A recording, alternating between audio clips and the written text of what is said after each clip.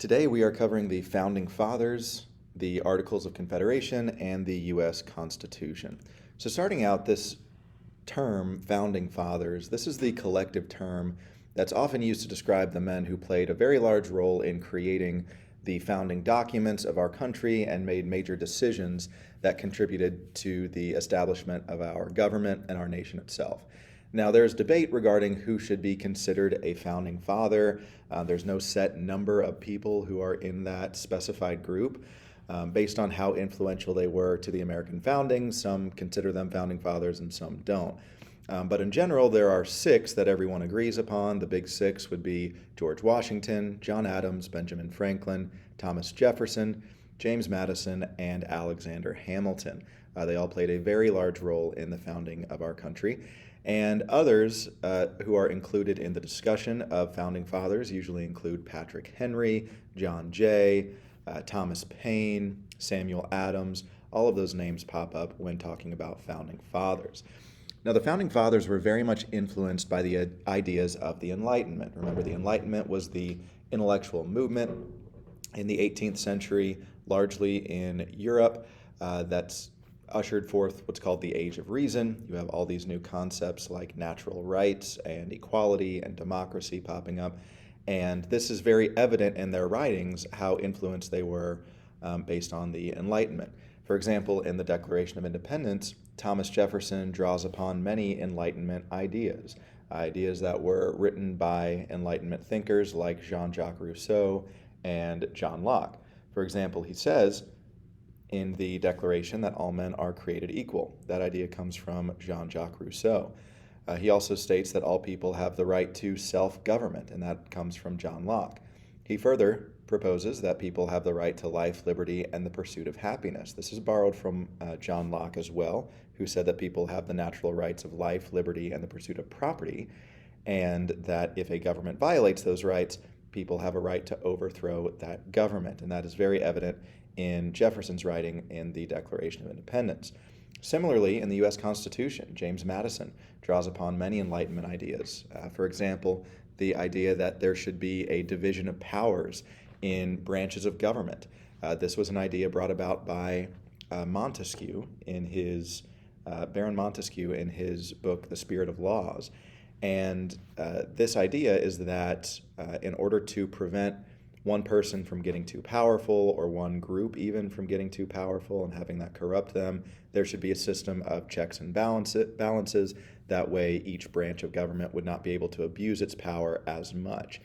Also, the concept in our Constitution that the power should be in the hands of the people, right there, we the people, that idea comes from John Locke too. And then also the idea that people should have freedom of speech, freedom of religion, things that are outlined in our First Amendment, that comes from Voltaire. Now, all of the founders were either Christians themselves or heavily influenced by Christianity, and at the very least, espousers of the Judeo-Christian ethic. There were a handful of founders who were not Christians, most notably Thomas Jefferson and Thomas Paine, and those who did not believe in Christ were typically deists. Deism is the belief that God exists, he created everything, but kind of like a watchmaker or a clockmaker, he kind of set things in motion and then is hands off for the rest. So a deist believes that there's a God who created everything, but he's not a personal God, not someone who hears our prayers or intervenes in our life. So very different from Christianity, but still has that core belief that we are endowed by a creator with certain unalienable rights, which is where Jefferson gets that idea, even though he himself was not a Christian. The founders had many disagreements with each other. They were not all of one mind on really any major issue.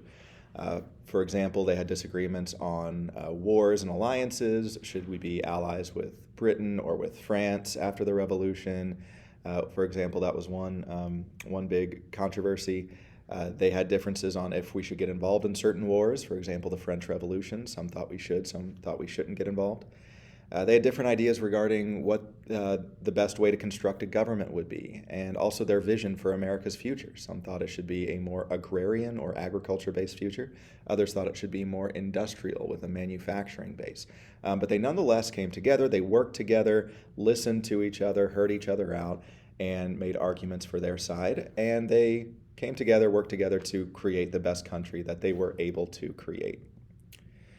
Now, one thing that makes the Founding Fathers controversial figures today is their failure to abolish slavery from the very beginning.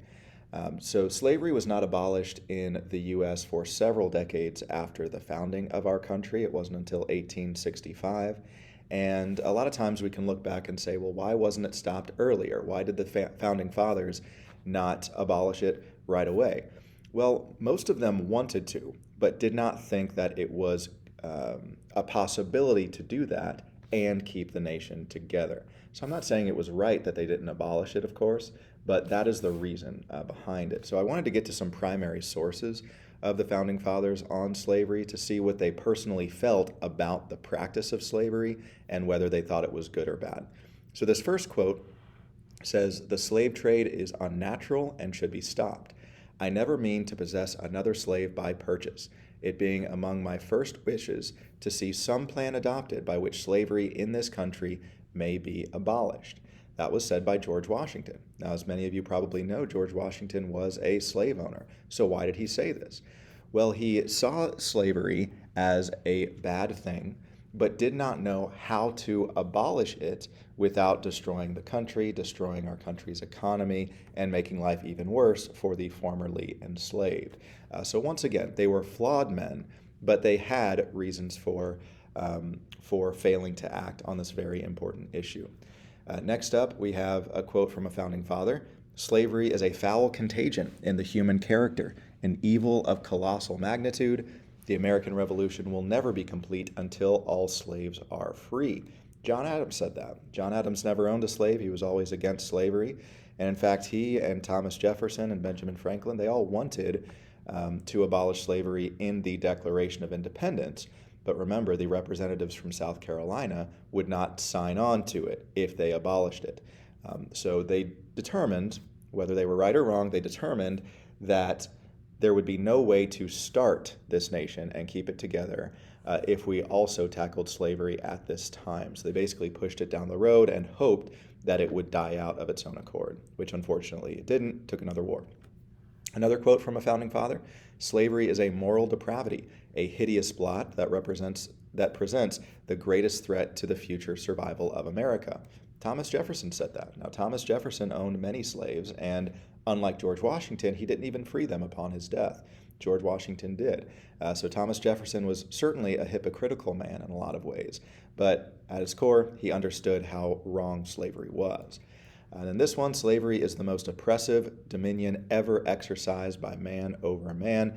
This was uttered by James Madison. So the first four presidents, while none of them abolished slavery, some of them even owned slaves, all had the moral understanding that it was wrong, it was a bad institution, and we should find a way at some point to get rid of it. Alexander Hamilton and Ben Franklin were both staunch abolitionists. For example, Benjamin Franklin started the first anti-slavery organization in North America.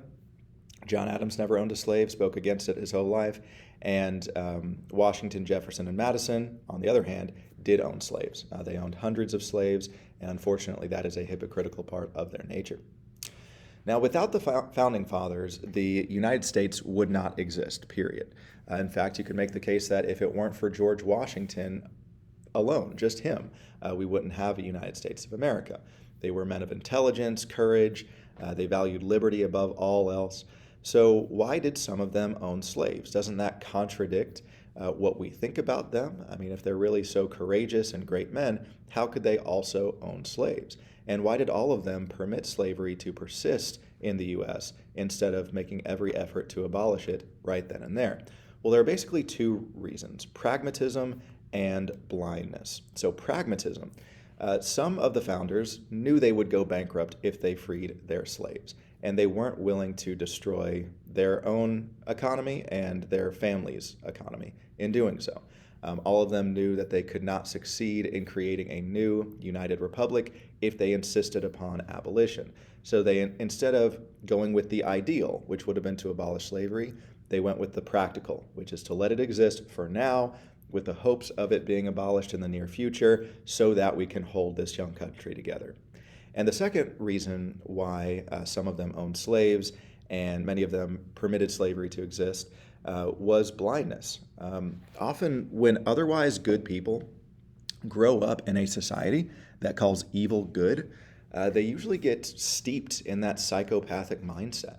I mean, if you grow up in a society and you never hear someone question slavery, and you hear some of the people you look up to, your own family, your own friends, talk about how good it is and how necessary it is and how wrong it would be for people to try to take away their right to own a slave, for example. That is a psychopathic mindset. That is a society with a mindset that is incredibly immoral. But if you are raised in that, you can't really see outside of it. It's like being inside of a puzzle instead of looking out at a puzzle. You can't really see it often when you are in the midst of it. And when otherwise good people are raised in that kind of society, and a lot of times they fail to stand up against what their society tolerates. If everyone around you is saying something is okay, even though it isn't, a lot of times you're convinced by the people around you. And quite honestly, I think there are plenty of things like that in our society today. Things that in the future, hundreds of years in the future, people will look back and say, how did those otherwise good people tolerate, fund, and commit things like abortion? How did they allow babies to be killed in their mother's wombs, thousands a day? Why didn't they do something to stop it? And they'll see all the arguments that we built up about, oh, it's a woman's right to choose, oh, it's reproductive freedom, things like that. And that will sound to them like the pro-slavery arguments sound like to us. So just like slavery was the issue that was embedded in their society back then, you have other psychopathic mindsets, such as the pro-abortion idea, and I'm sure there are many others. I'm sure some on the other side of the political aisle will say that maybe the death penalty is something that people in the future will look back on and say, how did they have that? So I'm sure we all have our own views about that, and feel free to, agree, disagree with that, or maybe think of your own examples of things in our society that will be very much looked down upon in the future, because that's what slavery was like back then. So when Thomas Jefferson, John Adams, and Benjamin Franklin wrote the Declaration of Independence, they included the British slave trade among their grievances against King George. But as we've talked about, Edward Rutledge of South Carolina refused to vote for the Declaration unless they removed it, and so they did remove it. They made that compromise in order to try to create a nation. Now, one final person I want to talk about when it comes to the Founding Fathers and slavery is one of the Founding Mothers. So First Lady Abigail Adams. She hired a free black boy named James Prince while they were living in Philadelphia. She was always against slavery. She never owned a slave, spoke against it, wrote against it. In fact, she believed that the difficult price that America was paying during the Revolutionary War was God's punishment for slavery. So she taught this free black boy named James Prince. She taught him how to read and write. James asked if he could attend evening classes in town at a new school for apprentices. Abigail said, yeah, she warmly approved, but she was soon asked by a neighbor to withdraw him from the school and said, we don't want him at the school. And the neighbor said that if she did not withdraw James from the school, the other boys would refuse to attend, and the school would close, and no boys in school would have that place for their education. And Abigail could have kind of buckled under that societal pressure, like a lot of people at the time did, some of whom we've already talked about. But instead, she responded with a show of strength. She said, the boy is a free man as much as any of the young men, and merely because his face is black is he to be denied instruction? How is he to be qualified to procure a livelihood? Is this the Christian principle of doing unto others as we would have others do to us? So imagine the courage and the virtue and conviction to say something like this, something so true, but at the same time, something that was kind of taboo at this point. Let's just say it, most good white people at this point didn't really do anything about slavery. They wanted to stay out of it. It's not my business, that kind of thing. But Abigail refused to do that.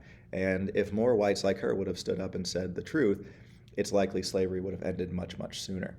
So she requested that the boys who had objected to James being there be sent to her. And she used religion again. She said, tell them that I hope we shall all go to heaven together. and this ended the issue. She heard no more on the subject, and James continued in the school.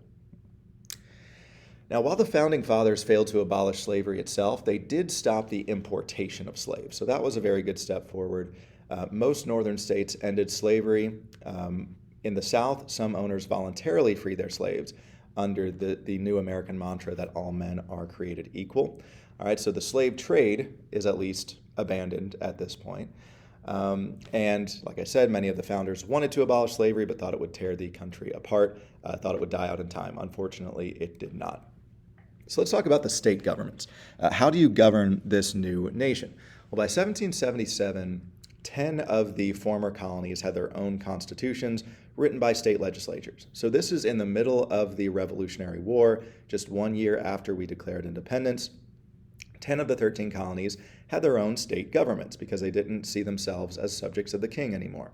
Now, each delegation, each state legislature delegation debated between those who stressed the need for law and order and those who emphasized protecting natural rights and preventing tyranny. And they wanted to accomplish both, but some thought one side was more important than the other. Now, every state constitution began with a Bill of Rights. This listed basic rights, basic freedoms that the state vowed to protect for all people. So once again, this is an Enlightenment idea, the idea that everyone should have the right to a trial by jury if they are convicted of something, that everyone should have freedom of religion, and every state constitution had a Bill of Rights at the beginning of it. Each state constitution also created branches of government, this idea of separation of powers. That was an idea from Montesquieu. So even before the Articles of Confederation and the Constitution, this concept of a Bill of Rights and branches of government had already been planted in the individual state governments. Voting rights were given to white male landowners. It took a very long time for women to gain the right to vote, not until the 1920s. And whites only had the right to vote until 1870. And you could only vote if you owned land as well. The theory was that if you owned land, you had more at stake in a government, and you should maybe have more of a say in how taxpayer dollars are spent. I don't know, but those were the justifications for the restriction of voting rights. In 1776, when Jefferson wrote the Declaration, a guy named John Dickinson, another founding father, some might say, he drafted the first Constitution for the USA. The Second Continental Congress, which was still in session, they modified his Constitution in order to protect the powers of individual states. They thought that was very important to protect states' rights in that way. And this became the Articles of Confederation, starting in 1776. So the Articles of Confederation, as it was called, it went to the states for ratification, and it took a very long time to be ratified. To be ratified means to be approved by the state legislatures, and you had to have a majority of the states in order to ratify it into the country's law. So it became the governing system of our nation officially in 1781 when the state ratification was finally complete. So the Articles of Confederation established a central government with just one body. It did not have branches of government like the state legislatures did. And the only central government body was the Congress. That was the only branch, just Congress. And it was unicameral. It only had one House of Representatives, basically didn't have a Senate. Now, each state had one vote, and a 9-4 majority was required to pass any laws. Now, amendments to the Articles of Confederation required a unanimous vote of all 13 congressmen or senators, we might call them. Congress had power to wage war. They had the power to make treaties with other nations. They had the power to send diplomatic representatives, and they had the power to borrow money from other nations. So basically, when it came to interacting with foreign nations, that is all the Congress was for. However, Congress could not collect any taxes. They relied on voluntary taxes to the government. I think we'd be hard-pressed to find anyone who would voluntarily give money to the government if they didn't have to. The Congress also did not have any executive power to enforce its own laws, and a law is only good if you can enforce it. So under the Articles of Confederation, the U.S. won the war, from 1781 when the Battle of Yorktown was fought until 1783 when the Treaty of Paris was signed. It was under the Articles that the U.S. did win the war. So the Articles did have some achievements there. Also, the U.S. passed the Land Ordinance of 1785 under the Articles. This oversaw the surveying and selling of Western lands. And also, the U.S. passed the Northwest Ordinance of 1787 under the Articles. This set laws for creating new states in the Great Lakes region, and it also prohibited slavery in the territory. So the Articles did do some good things. But the main issue with the Articles of Confederation is that it made the government incredibly weak. The 13 states intentionally created the central government to be weak because they didn't want the central government controlling them. They wanted the states to basically be their own countries. And this caused financial problems since the government relied on voluntary tax donations from states to pay war debts and to really finance anything. So we were in an incredible amount of debt. A depression followed. And European nations kind of scoffed at us. They had very little respect for this new nation that couldn't pay its debts, couldn't take effective united action during any time of crisis. And this was a very big problem of the Articles of Confederation. So something obviously needed to change. And the last event that really propelled Congress to make a change to the Articles of Confederation was Shays' Rebellion.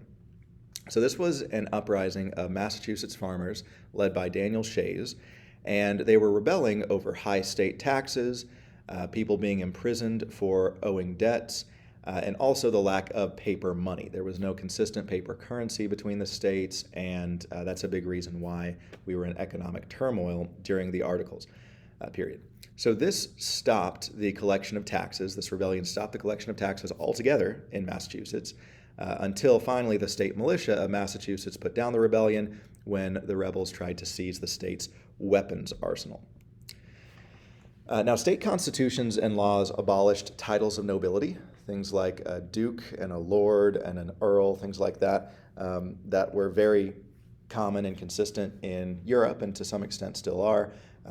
The Americans said, we're not going to have any titles of nobility. We're not going to have that kind of hierarchy. We believe all men are created equal. They also abolished primogeniture laws. Primogeniture was the European law that if you owned an estate, when you died, everything had to go to your oldest son. Now, this was seen as very unfair to younger sons and daughters, but that was the law for much of Europe for a very long time, and that was abolished by the U.S. Most states adopted the principle of separation of church and state, which was an Enlightenment idea. And this basically meant that there was going to be no state-funded religious group. There was no state church. And still to this day, Europe, a lot of European countries have a state church. For example, the Church of England is the state church of England. The Lutheran Church is the state church of Norway, for example. So a lot of countries still have state churches, but the U.S. states said, we're not going to have state churches. So this was made both to protect the state from the church, but also to protect the church from the state, not wanting the government to control what churches preach. Now, even though the U.S. very much relied on the contribution of women, really in every way, they upheld the colonial economy during the war years and continued to do so in the age of the Young Republic. Their limited status did not really change. Rights were not granted to them. That took a very long time to come, and they were essentially treated as second-class citizens by much of the ruling class, so to speak. The Continental Congress voted to abolish the importation of slaves. Okay, most states went along with this, but not the southern states, unfortunately. You had some voluntarily free their slaves in the spirit of independence, but not nearly enough, and slavery actually continued to grow in the South for the next 60 years. The U.S. had a legislature to make the laws with the Articles of Confederation, but they had no executive to enforce those laws, and they had no judiciary to interpret the laws. So the laws themselves didn't really mean anything. Also, relations between the U.S. and European nations were very troubled because of the Articles and the weakness of the U.S. central government. Britain kept their military outpost in the western frontier of the U.S., which we didn't like, but we didn't really have any way to have a unified response against it. And they were also continuing to place restrictions on trade. And at this point, we're like, well, hey, have we broken apart from England or not? They're still kind of trying to control us here. So since the U.S. government could do nothing about it, this was a big problem. So you have reduced foreign trade, limited credit from other nations. Nations wouldn't borrow us money because we weren't paying back our war debts since we couldn't levy taxes. And all this led to a major depression. These 13 states also were treating each other with suspicion. They were competing for economic advantage. There were border disputes about what part of this territory is in which state. Tariffs were imposed for interstate commerce, and basically the states treated each other like they were different nations. Several states proposed a convention in Philadelphia in 1787 in order to revise the Articles of Confederation. Congress consented. They said, yep, there's obviously a problem here, so let's have a convention, let's revise this. And it called upon all 13 states to send delegates to Philadelphia.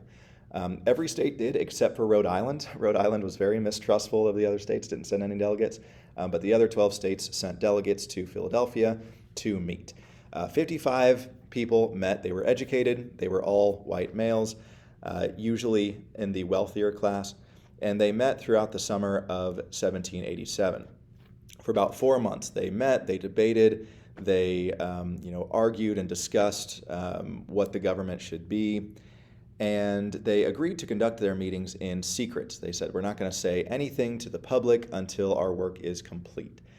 George Washington was elected the chairman to oversee this convention. Benjamin Franklin was a notable presence here. He was a very calming, unifying presence. He was now 81 years old, and people looked up to him as an old sage, someone who could maybe calm down the younger, more fiery politicians. James Madison was tasked with fashioning the specific articles of the new governing document, and basically the entire goal was to strengthen the young nation, to strengthen the government so that the nation itself could be stronger. And at first the debate was over whether we should simply revise the Articles of Confederation or replace them entirely. And very quickly it was determined that we need to just completely replace them. We need to throw out the Articles of Confederation, burn them. They haven't served us very well, and we need a brand new governing document.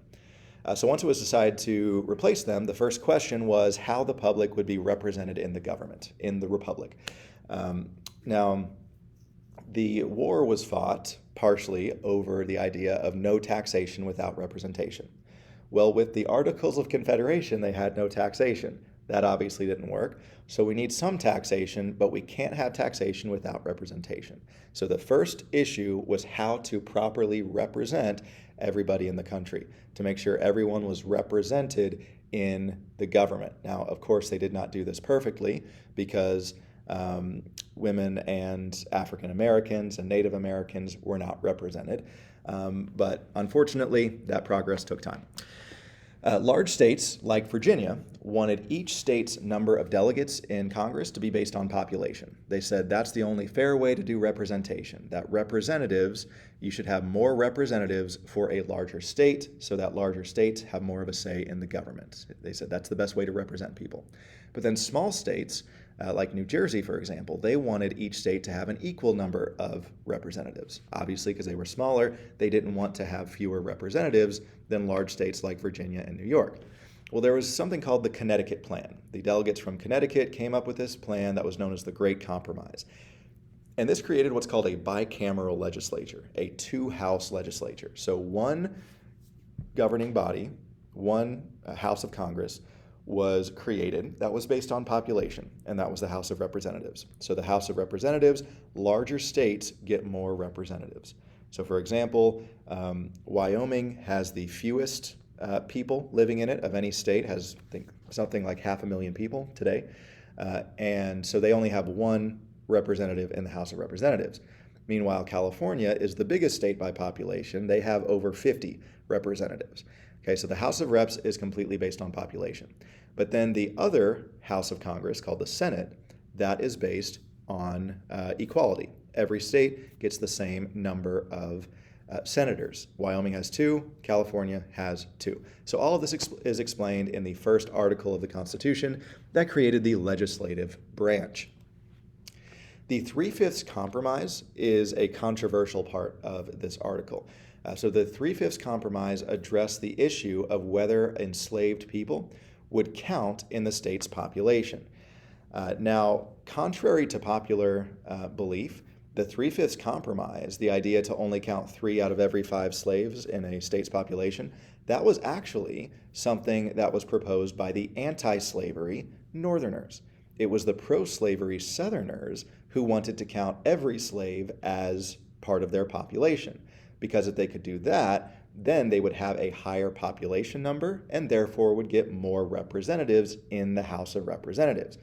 But you had delegates from the North who said, that's not fair. You shouldn't get to treat African Americans as less than people, but then count them as full people in your population count in order to get higher representation in Congress. And so the North was basically like, if they're not free, if you don't free them, you shouldn't be able to count them in your population. And so the compromise was called the Three-Fifths Compromise, in which 3 out of every 5 slaves would count in the population. So it's definitely a misconception that the writers of the Constitution thought slaves were 3/5 of a person. That is not how it played out. The Three-Fifths Compromise said, quote, representatives shall be apportioned among the states by adding to the whole number of free persons 3/5 of all other persons.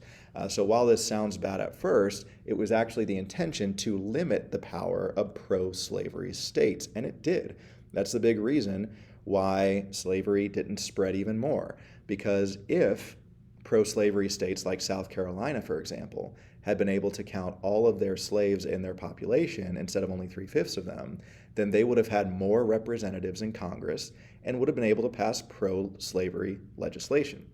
So the fact that the North insisted on the Three-Fifths Compromise actually prohibited slavery from expanding. The second article of the Constitution talks about the executive branch. This was created to enforce the laws passed by the House of Representatives and the Senate. So this is basically the presidency. And delegates at the Constitutional Convention, they disagreed over term length, how long a president's term should be. Some thought it should just be a couple years. Some thought a president should serve for life. But they disagreed about that, and they also disagreed about the method of election. Should it be a direct election from the people, or should it be an electoral college system? So the president was given considerable power in the second article of the Constitution, and this included the power to veto acts of Congress. 4-year terms were established, and immediately there was no limit to how many terms a president could serve. That's why many years later, Franklin D. Roosevelt was elected to 4 terms in a row. The Electoral College was created to elect presidents. The reason why the delegates did not do direct democracy, like just the popular vote wins the election, is because they thought democracy might lead to mob rule, that if you just get a slight majority, then you'll be able to control the large minority. I'm not saying that was right or wrong, but that was their reasoning for establishing an electoral college, to make it more like a republic, less like a democracy. The third article of the Constitution created the judiciary system in order to interpret the law, interpret the Constitution. And this had the Supreme Court as the highest court in the land. Presidents were given the power of nominating justices to the Supreme Court, and the Senate was given the right to vote to confirm or reject the nominees from the president. A system of checks and balances, therefore, was made. You have 3 different branches here. The legislative branch makes the laws, the executive branch enforces the laws, and the judicial branch interprets the laws. And all of them check and balance each other. Article 4 has to do with the states. This article defines the relationship between the states and the federal government. The federal government guarantees a Republican form of government in each state. It protects the nation and the people from foreign or domestic threats. And it also determines how new states can join the Union. It also suggests that all the states are equal to each other and should respect each other's laws and the judicial decisions made by other state court systems. Then the 5th article was about amendments. It provided a process for amending the Constitution should problems arise and should the public and the government determine that something needed to be tweaked, something needed to be changed or added to the Constitution. And that system has been used many times. Article 6 is about debts, supremacy, and oaths. So this determines that the U.S. Constitution and all laws made from it are the supreme law of the land, and state constitutions cannot contradict the U.S. constitutions. Also, all officials, whether they're members of state legislatures, Congress, judiciary, or executive branch, must swear an oath to the U.S. Constitution. And finally, Article 7 was about ratification. This article details all of those people who signed the Constitution and how it was ratified within the Constitutional Convention, and it says how now it's up to the 13 states to ratify the document. So on September 17th, 1787, after 4 months of debate, the Philadelphia Convention finally approved a draft of the Constitution to submit to the states for ratification.